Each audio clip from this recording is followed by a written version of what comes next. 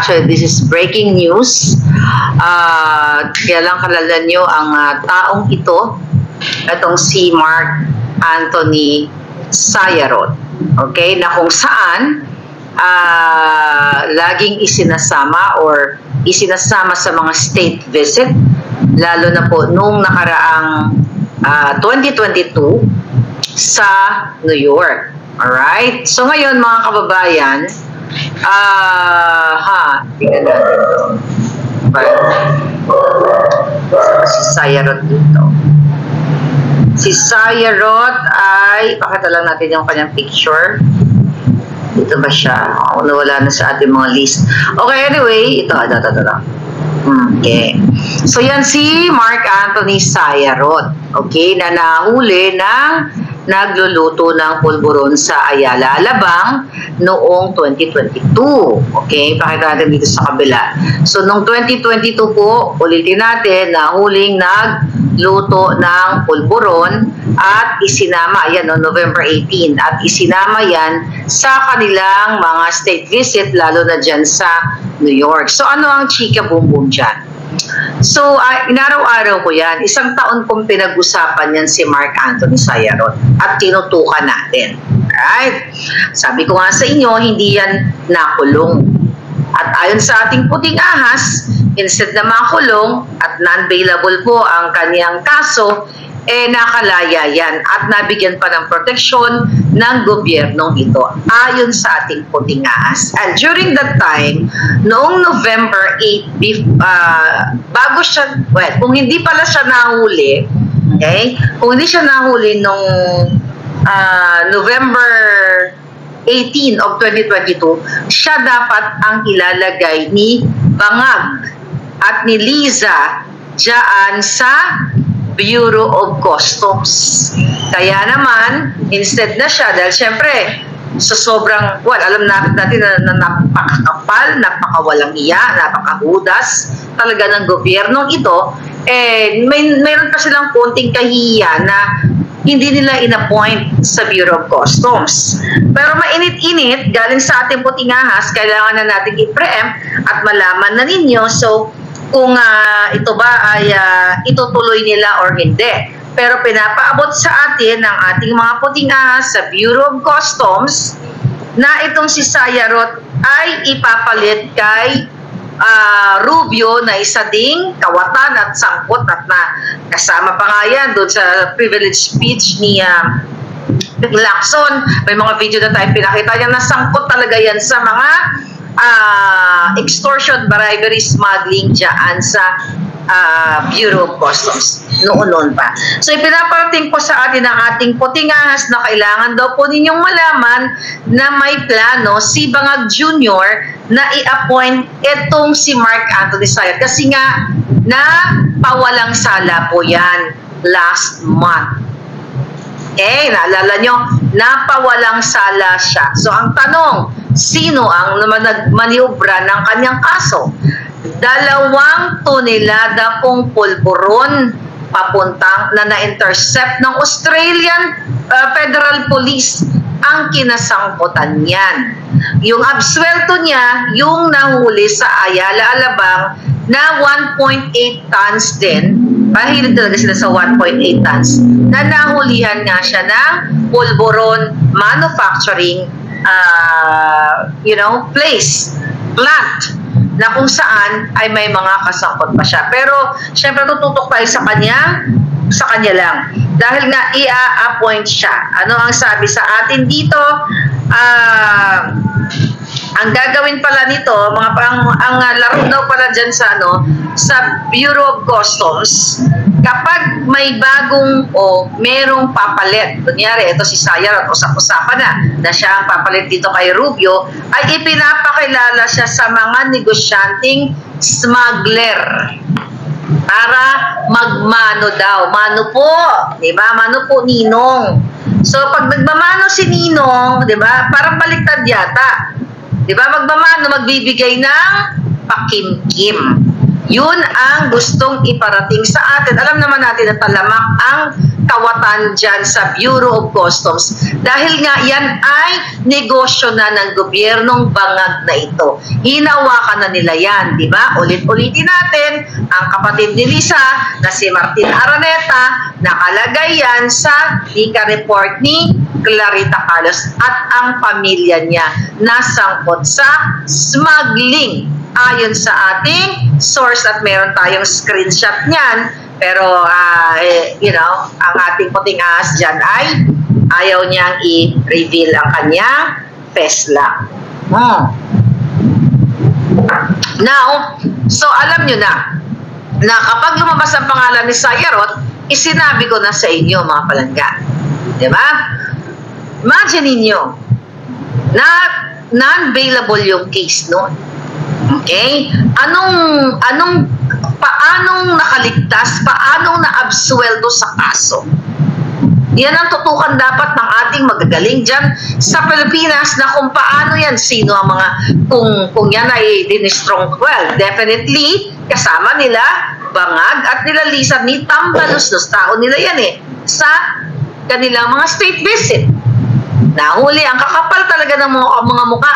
Then kapag natuloy yung appointment, alam nyo na. At least sinabi ko na sa inyo, mga palangga. Grabe, di ba? Kaya sabi ko nga sa inyo, kailan kayo kikilos? Okay? Sino ang kikilos? Kaya dapat kumilos na kayo lahat. Di ba? Kailan? Antay nyo pa bang maubos na lahat ng inyong, ang yaman ng Pilipinas at mai-transport na naman itong mga bangag na ito sa iba't ibang offshore accounts nila. At not only that, kasama po dyan ang mga tiwaling senador, kongresista, mayors, governors, lahat ng mga nagnanakaw sa kaban ng bayan. Kaya naman kayo ay what? Sobrang delubyo ang inyong nararanasan at ngayon ay ihaharap pa kayo sa bratatatatat. You know what I mean, di ba? Bratatatatat sa South China Sea. Kung hindi pa kayo gising sa pambubudol ni Kuting o ni Fangag na sinabi niya during the campaign period, di ba? Na friends to all, enemy to none. Nang ibig din sabihin, hindi tayo makikipag-away kanino man, sa halip ating palaganapin ang diplomasya o hindi pakipag bratatatatat o bang-bang-bang. Pero nakita nyo naman na nagbago na at nagtapang-tapangan na etong Bangag Jr. na ito. But definitely, alam nyo na yan, yung mga kasunduan na pabor sa kanila. Recently, may pinost ang, I think, Democratic kong Filipino, no? At nag-post din sila, Third Floor Studio. Shout out, Mother Pebbles, andyan na pala kayo sa Pampanga. Anyway, so, mga kapalangga, ito, okay. So, nagkaroon ng emergency press conference about the danger of nuclear war is real and must be stopped. June 12, 2024 sa Washington, D.C. Alright? So, pinost na yan lahat. Pinost ni SAS, pinost ni lahat kayo, halos pinost yun na yan. At yun ang pag-uusapan natin kung ano bang ibig sabihin nung isa sa mga speaker doon na sinasabi niya, we don't like you Filipinos. Okay? Ipinaliwanag niya doon na wala talagang patutunguhan ang ating bansa kapag tayo ay makipag-bratatatatat. Yung speaker na nagsalita siya, sabi niya nga, is na during, I think, after 1986, nung na-jogsak na itong si Marcos Sr., ay pumunta siya sa Pilipinas at na-deploy siya as platoon commander sa Subic. So ngayon mga palangga, so kinikwento niya yung na walang kahinatnan itong pagkikipagbanggaan natin sa China dahil nga sabi niya mismo yung bansa namin na US citizen siya yung lalaki nagsasalita. Okay? So sinasabi niya doon sa atin, mga kababayan, sa speech na yon, na very powerful na ang bansa ko, ang bansa niyang Amerika ay walang kakayanan para isustain yung conflict o yung kaguluhan o yung bratatatata. Right? Hindi tayo, sabi niya, hindi tayo mananalo. Okay? Hindi tayo mananalo sa bratatatata. Diba? Sa South China Sea. At ang sinasabi itong speaker na ito na walang ibang solusyon kundi ang makipagkonsundo tayo sa ating kapitbahay, which is China. Kasi even ang bansa ko dito, at sabi niya, ang US ay hindi rin mananalo sa China. Kaya tayo ang ginagamit as pawn, as tool, para tayo mga tao-tao, ay kayo pala, hindi ako, di ba? Mga tao-tauhan dyan sa Pilipinas para makipagbangbang sa, o makipagbratatatatan sa China. Kaya di ba sabi niya, I think, wake up Filipinos, parang ganon, di ba? Mag-isip-isip kayo at walang kayong kapupulutan. At sabi niya, ito ay kahinatnan. Ito ay recipe, sabi niya, ng disaster. Yung nangyayari ngayon sa atin. Pero, etong mga baliktad ang juta, eh gustong-gustong makipag-away sa China. Okay? Alam ko na maraming mga nagsasabi na dapat lang, di ba? Yung mga bangag na dapat ay itayo natin yung ating bandila. Sabi ko ako, talagang matatapang itong mga bangag na ito. Gusto pala nila makipagbratatatata. Hindi pumunta na sila ngayon. Bakit hindi pa nila gawin? Pero itong isang Amerikanong kababayan ko, okay na nagsalita, na dapat tayo daw o kayo daw dyan na mga palangga sa Pilipinas ay magising kayo at maintindihan ninyo na hindi kayo mananalo dyan dahil yung mga kaganapan na ginagawa ni Kuting ay recipe ng inyong kagurguran. Magugurgur kayo sa inyong laban na hindi naman ninyo laban. At marami na po mga speakers ang nagsasalita about this, but kailangan ninyong isalaksak sa inyong mga isipan. Ang sabi nga niya na hindi nyo kaibigan ang Amerika. Sabi niya, we don't like you. Katulad ng Ukrainian people. Nakita nyo naman ang nangyayari sa kanila. Thousands of nagurgur. Kung matino ang presidente ninyong bangag, never ever siyang mag-i-engage o magpo-provoke o magtapang-tapangan dahil unang-una yung itlog niya kasi laki lang naman ng butikiyan at walang backbone at hinahampas-hampas yung jombag-jombag nga na sa kanyang asawang Bartek. Diba? Wala talaga yung kakayahan si Marcos Jr. Siya isang tao-tauhan ay tatango-tango under desire. Ngayon, gusto kayong malagas lahat. Kaya nga sabi ko, men and women in uniform, people of the Philippines, kung gusto nyong malagas, di patuloy nyong suportahan si Marcos Jr., palakpakan ninyo. Tapos magsigaw-sigaw kayo na kailangan bratatatatin nyo na yung China dyan. Unahan nyo na, total matapang kayo butaragis.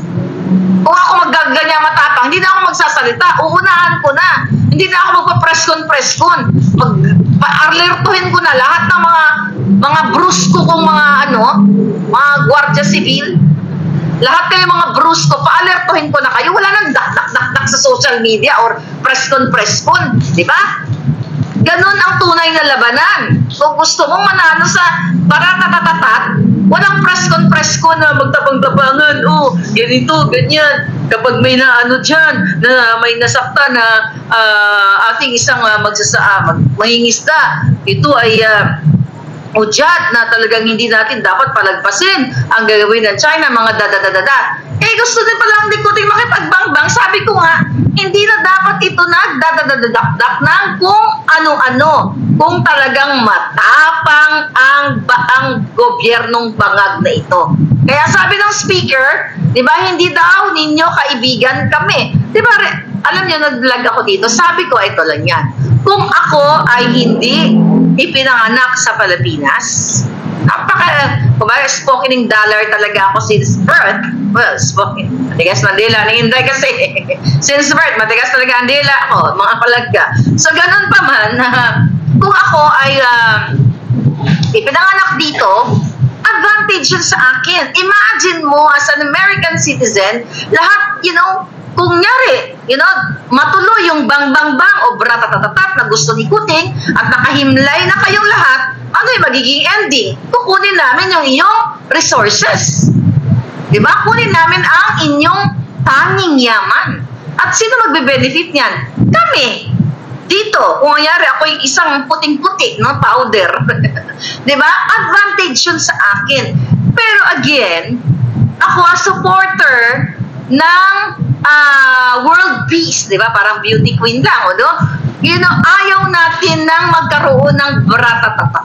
Dapat natuto na tayo sa ating history, kahit naman ng World War II, may naidulot na sa atin, sa buong mundo. Di ba ilang daang libo ang mga na torjak at na tsugi?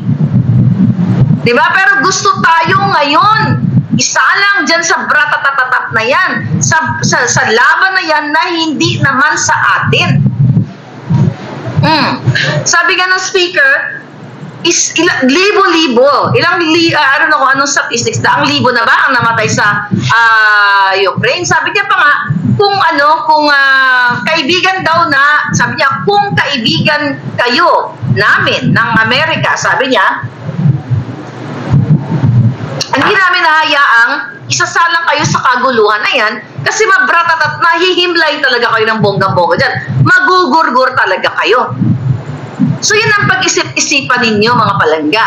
Kasi wala ngang mananalo sa kaguluhan, sa bratatatat. Kahit naman sa kaguluhan ng magjowa at ng magkapitbahay, wala pong nananalo sa away. Ang pinaka-importante, maging mahinahon, mag-usap-usap, pagkasunduan ang mga bagay-bagay at iset aside muna ang mga pwedeng mangyari kasi hindi na ito jitakan or tabak or something eh. Sisihutin mo lang to. Diba? Lalanghapin mo lang. Parang sikutin. Lumangalanghap ng pulburon. O buti sana kung yung buong pamilya niya ang unang makalanghap nung ibabato sa ating powdery smoking substance. Diba? Kung silang unang lalanghap, ang mga kongresista, senador, yung mga kawatan sa bayan, edi okay, silang unang lumanghap sarap para matikman nila ang magupit ng gusto nilang bratatatat, mga palangga. Sisirain lang ang bansang Pilipinas. Paulit-ulit kung sinabi sa inyo na ano ang magiging impact nito. Hindi lahat ng bagay ay matapang ka. Diba? Hindi lahat pinaiiral yung angas mo. Lalo na kung kasing laki ng butike yung betlog ni Kuting na wala namang backbone. Kaso nga, tatango-tango na parang tando-tando dahil wala naman talaga siyang ibubuga. Wala kang ibubuga kay Lisa. Sinujombag nga eh. How much more? Sa gera pa? Ito ay magbibigay lang sa inyo lang lalo ng kahirapan, kagurguran, kasakitan. Sabi ko nga, do you think kaya ninyo na kapag nalanghap ninyo yung impact nito, yung aftermath na tinatawag? Kaya sabi ko, sige lang. Kung ayaw nyo pang tumindig, ayaw nyo lumabas sa bahay ninyo, gusto nyo langhapin yung smoking, Grace, ano ba itsura ng yung usok niya, gray, whatever. Gusto nyo langhapin yan, edi sige.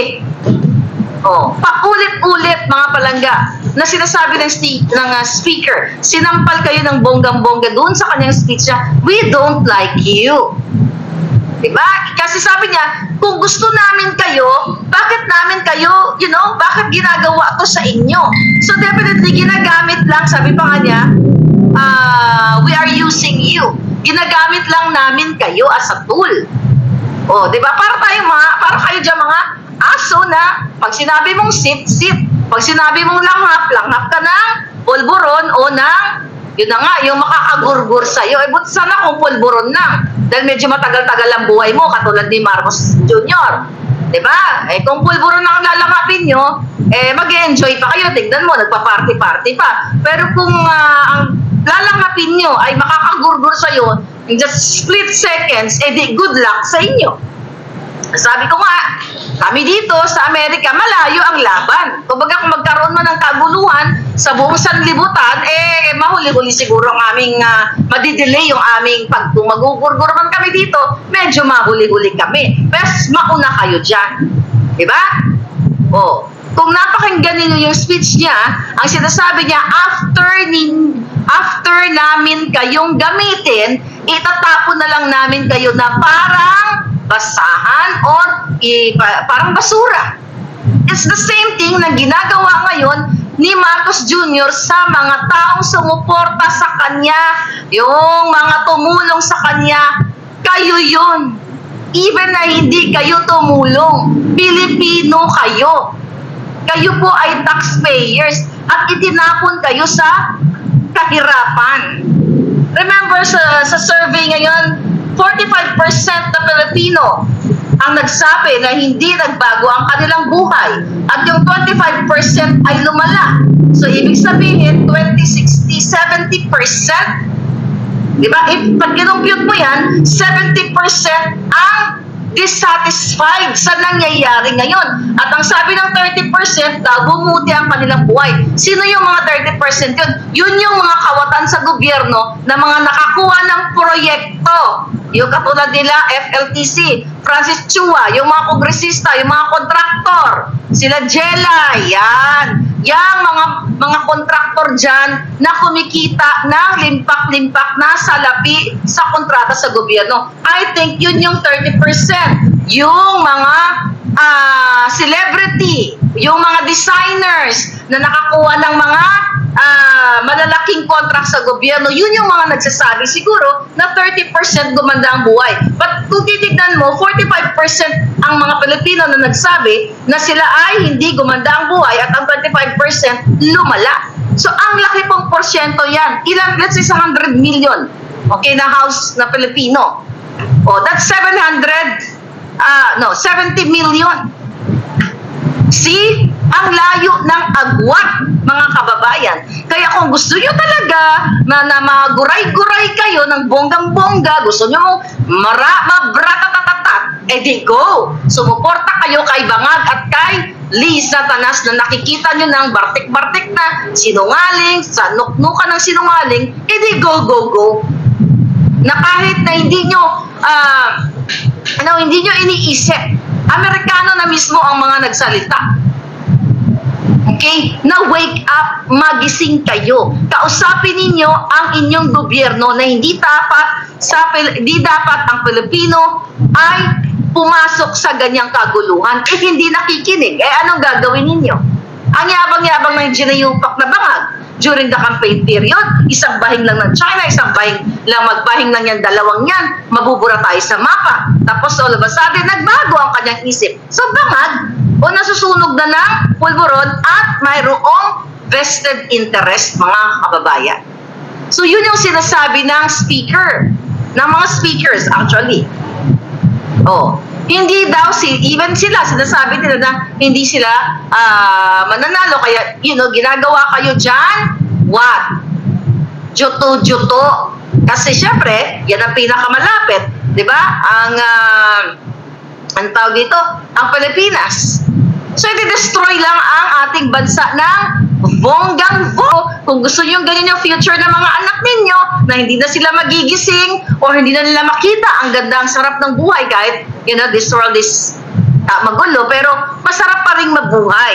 Pero kung gusto ninyo ang inyong mga anak, ang inyong mga apo, ay hindi na nila makita ang hanging ma-feel ang hanging amihan, ang ganda ng Palawan, ang ganda ng ating mga tanawin dyan, go! Ipagpatuloy yung suportahan ang mga Bangag na pulburonik at sinungaling na nang-aagaw ng alak. Harap-harapan, niloloko kayo ni Liza.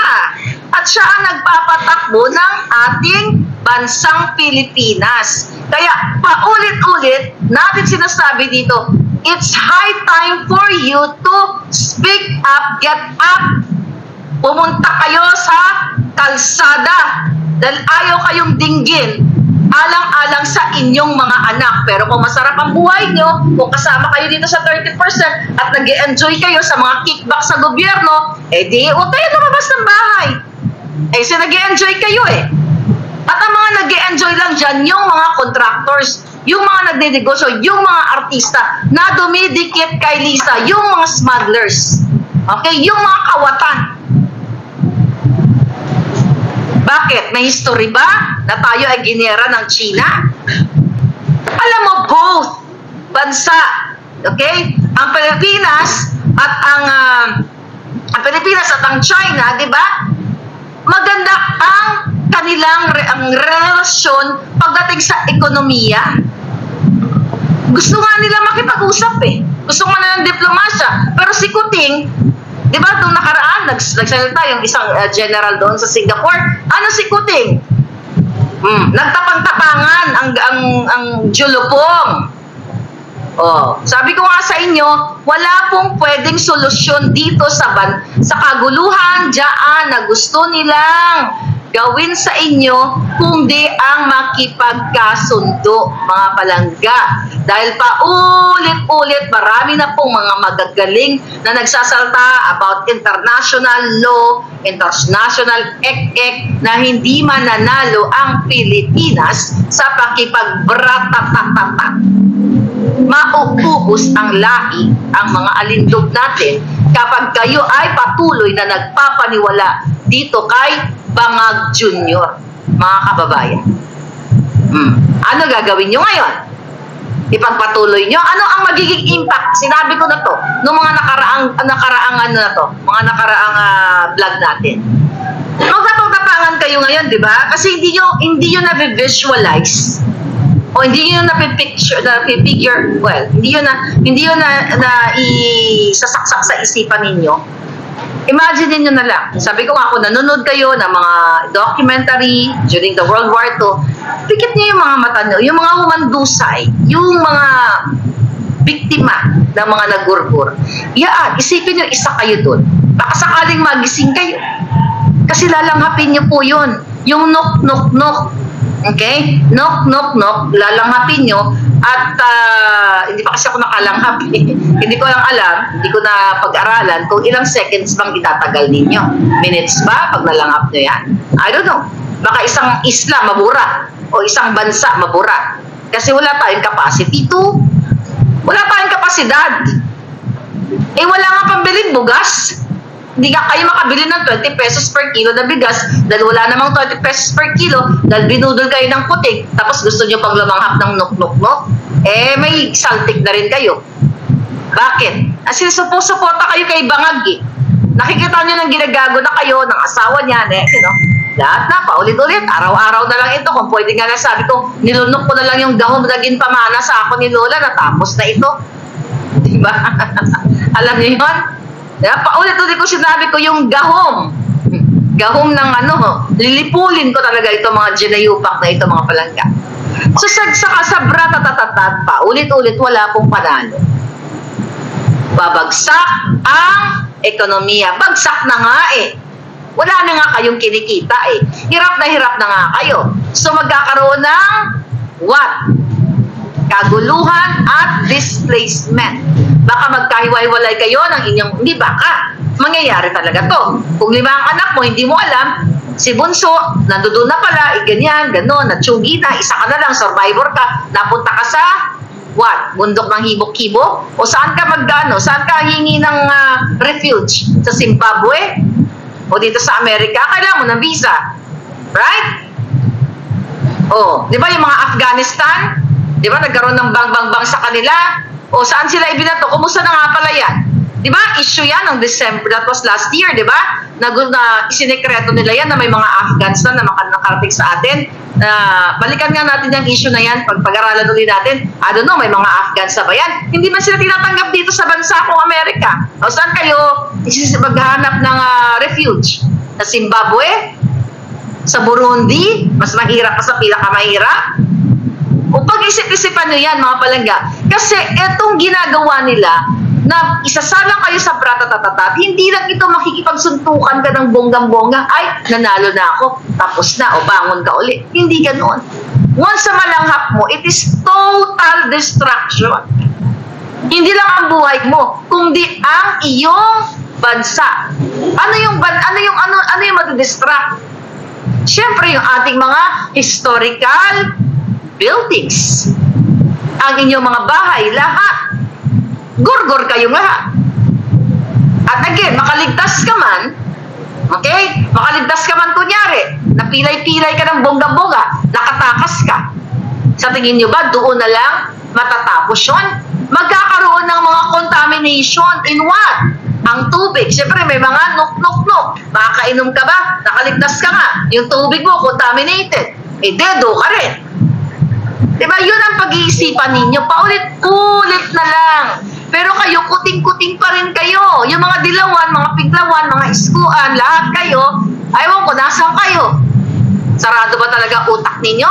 This is not about kahit, hindi po ito'y politikang usapan. Ang usapan dito, kung paano nyo patitigilin si Bangag at ang kanyang asawang nanghaharbat ng alak. Yan ang inyong pag-isipan. Hindi dahil galit kayo kay Duterte, hindi na kayo kumikibo. Kahit na nagpapanalo ng loto at maya-maya, ayan, 33 million during the araw ng kalayaan ng mga taksil. Diba? At hindi po pagdatapos ang giyera ay tapos na. Yung traumatic effect. Kaya nga meron mga Holocaust survivor, remember? Nung World War II, may mga clients kami na Holocaust survivors. And I'll tell you something, mga palangga. Nagkaroon kami ng mga clients in the, I think, 10, no, not 5, sometime 5 years ago. May mga nightmare sila, nandoon pa rin kahit matatanda na sila. Nood kayo ng mga dokumentaryong mga ganyan. Ang dami niyan sa online, sa YouTube, sa Netflix. Habang buhay yung effect dito sa mga biktima ng bang. So kung gusto nyong ganyan, sabi ko, life naman is a choice. Then go. Supportahan nyo si Bangag. Tulungan nyo siya. Pumunta kayo doon. Umpisahan nyo na. Diba? Para mabilisan na. Hindi nyo naisip yung traumatic effect. Long term yan. Mga kababayan. Baka magiging walang saysay inyong buhay. Makaligtas man kayo, dismembered na yung mga eksena nyo sa banga. Wala na yung jutak jelinis mo. Well, what's the point? What's the point na mabuhay ka, mga palangga? Yun yung sinasabi natin, na itong bangag na ito, isasalang kayo sa kaguluhan kasi pabor yan sa kanila. Pabor sa kanila yan dahil magkakapera yung mga yan. Sabi nga natin, may mga sarili silang helicopter, eroplano, rarampa lang yan ng mga yan, mga palangga, wala na kayo. Kayo, may. Sabi ko nga, meron ba kayo mga visa palangga o passport man lang? Meron ba kayo? You have to wake up. You have to get up. This is not about ulit-ulitin natin. Hindi po ito politika. Ang usapin dito ay para sa inyong kaligtasan, para kayo ay hindi isa lang sa bang-bang-bang. Nagpapaniwala ba kayo? Imagine mo, ang nagpapatakbo ng bansa ninyo ay isang babaeng ahas, smuggler, kidnapper, lahat, all in one.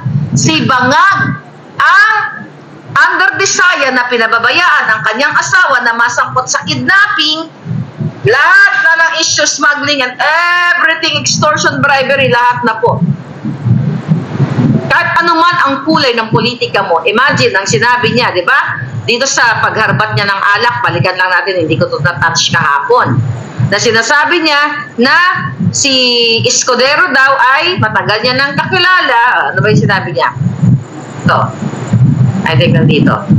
Doon. Kaya daw niya ginawa yun kasi para magka-chika-chika boom-boom siya. Sabi niya, I've known Cheese since my law school days. He studied in UP and I went to Ateneo. We've been friends for like forever. So whatever, I made him a waiter and he responded like a gentleman in between us. Magpapakainahon ako kasi nakakapagod mag-ngaw-ngaw eh. Dahil hindi kayo nakikinig yung iba sa inyo. Unang-una magkalayo, may nag-research. magkalayo ang kanilang edad. Okay, si Hitad, okay, si Bartek ay nag-aral sa Ateneo. Okay? At nag-aral siya ng Bachelor of Arts. At siya ay nagtapos noong 1981. Okay? Ito, aral na study at Ateneo de Manila University, where she graduated with Bachelor of Arts in Interdisciplinary Studies in 1981 and got her Bachelor of Laws at the same university in 1985. Okay? So ngayon, si Escudero naman ay nagtapos ng kanyang political science degree sa UP noong 1988. At yung kanilang kinuha niya yung Bachelor of Laws sa 1993. So, ibig sabihin, may mga magagaling tayo mga palangga na nakikita ito, kaya nga, dapat tulong-tulong talaga tayo, na nagsisinungaling itong si Bartek. It's the same thing na nagsisinungaling siya nung nagpa-interview sa kay Taerna na sinasabi niya, kakilala na daw kami since 1997. Asan kayo? Bakit patuloy kayong nagbingi-bingihan? Sige, ganito na lang gawin natin. Yung iba dyan, na mga pinklawan or yung mga well, karamihan naman yung mga pinklawan o dilawan na nanahimik. O yung iba na supporter ng iba na nanahimik kayo. O sige, galit kayo kay Duterte. Fine. Ayaw nyo magsalita dahil ang gusto nyo targetin, di ba nga si Duterte, tuwang-tuwa kayo. O sige, pag kayo nilusob, pag nagkaroon ng bratatatata, baka pag nalanghap na kayo, baka doon palang malanghap nyo na yung mga dapat nyong langhapin, doon na kayo magsisi. Dapat pala, nanindigan ako. Tama pala ito si Maharlika, yung bunganga nun, bratatatata. Diba? Tama pala, sana nanindigan kami. Paano pa kayo nanindigan? Kung nalanghap nyo na ang langhap sarap na nuk-nuk-nuk. You know what I mean, right? Dahil pinairal nyo ang inyong personal na galit kay Duterte. Kumpara mo si Duterte at si Bangag Jr. Ito na lang. Alam niyo naman na lahat ng presidente binatikos ko. Okay, sige, tanungin ko kayo. Sa panahon ni Pangulong Duterte, marami ring nagnakaw na mga appointees niya. Hindi lang appointees. Hindi pa natin alam, hindi pa natin nadidiscover. Kasi there's no perfect government. Pero tignan nyo. Okay?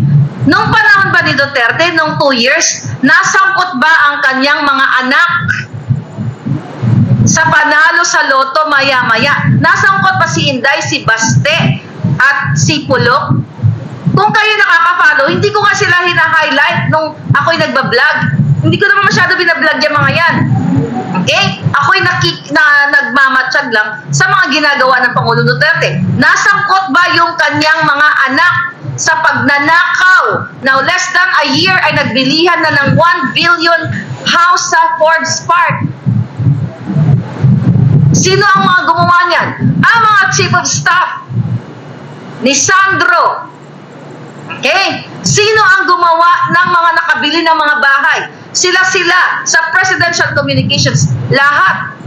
Si Inday ba, narinig ninyo na siya ay nagpanalo sa loto, nakialam siya? Anong ginawa ng mga yan? Nasa Davao sila nagtutok. Once in a lifetime experience lang ang pagiging anak ng presidente, tandaan ninyo. Kaya sabi ko, hindi ito patungkol kay Duterte actually. Pero kung titignan mo ang nangyayari ngayon, mga kababayan, di ba alam nyo naman nung tumatakbo yan si Inday, nung nagsabi na, di ba kayo, yung mga DDS, di ba, na kaya Duterte supporter ako, pero Muron Marcos ako nung naglaban-laban tayo, alam nyo yan. Di ba? Ayaw na ayaw kong tumakbo si Inday, sabi ko, bata pa naman siya, tsaka parang hindi pa siya ready. Yun ang opinion ko during that time. Kasi gusto ko si Marcos Jr. ang manalo. Akala ko ibabangon muli ang Pilipinas. Pero you compare the Duterte, ito lang. Forget about yung galit nyo sa kanila. Nagpanalo ba si Duterte ng maya-maya? Wala nang bukas, 600 winners? At nagsabi ba si Inday na sama-sama tayong maging milyonaryo? Yung first wife ni Pangulong Duterte, nakialam ba? Hindi. Once in a lifetime experience lang na maging asawa o maging anak, maging kamag-anak ng presidente. Pero hindi sila nangialam. Pwede silang mangialam dyan sa smuggling. O pwede nang hawakan ni Baste, ni Pulong, lahat ng kamag-anak niya. Hinawakan ba nila? Hindi. Nanahimik sila at nag-focus sila sa Davao. But hindi ko sinasabi na perfect ang pamumuno ni Pangulong Duterte dahil marami siya mga pinagtatanggal dyan. Pero kung lalawakan ninyo ang isip, tignan nyo si Kuting Jr. Nakailang travel siya. Ilang milyon po o bilyon na ang naggastos. Bit-bit pa niya ang kanilang mga yaya, kamag-anak, kapit, kasabwat sa kanilang mga illegal. Si Duterte, pandemic pa, inabutan pa ng kamalasan ng pandemic. Nakasurvive kayo. At ang crime noon, hindi kasing rampant ngayon. Ito, ang daming mga balita na, tinegi habang nasa barangay hall dahil sa utang, yung mga ganon. Yung mga anak ninyo nalulung sa masamang bisyo. Ano ang ibinato kay Duterte? EJK? Yan ang hinighlight kay Duterte, di ba? Kaya nga siya dinala, gusto nga siya pangimasukan sa ICC. Pero hindi nasangkot kay Duterte na si Duterte ay nagbitbit ng pera para mag-transfer ng pera sa kanilang mga offshore accounts. Open your mind. Kahit galit kayo kay Duterte, si Duterte ang kinalaban niya ay ang mga sindikato at ang mga nagpupulburon, di ba? Pinarehab niya. Although hindi nga perfect. So short yung 6 years na pinamunuan niya. Pero hindi siya nasangkot sa pabalik-balik na pagta-travel. At laging bit-bit ang pinsan na si Tambalustos, ang asisado andyan si Lisa Tanas, at may mga generous allowance. Maghanap kayo ng mga balita kung si Duterte ay nasangkot sa ganyan. Sino ang mga nasangkot? Yung mga nakaupo o yung mga kaibigan na nakaupo. And hindi lahat yan kontrolado ni Pangulong Duterte. Kaya nga natin, binubuljak ng time na yun. Pero bakit ko sinasabi? Hindi dahil nagsaside ako sa kanya. Binibigyan ko kayo ng patas na pagtimbang. Balikan ninyo kahit magsulat, mag-google kayo dyan. Duterte, 1 billion transfer offshore account. Wala kayo makikita. Sara, wala. Anong tinitira kay Sara?